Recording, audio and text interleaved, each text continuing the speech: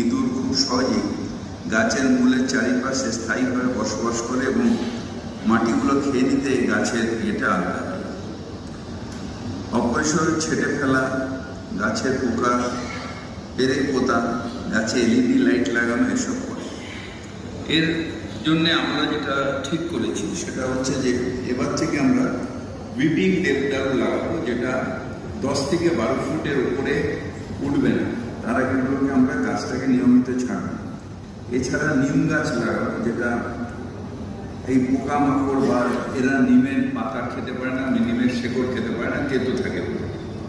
এবং পরিকল্পনা নেওয়া হয়েছে যে যাদের রুট শক্ত সেই সব গাছগুলোকে আমরা রাস্তার ধারে লাগাতে শুরু করে দিয়েছি এবং লাগাবো। যেহেতু গাছের শেকড় বিভিন্ন কংক্রিট নির্মাণের জন্য ঠিক মতো লাভ হয় না, উইপিং দেবদারু সোজাসুজি গাছের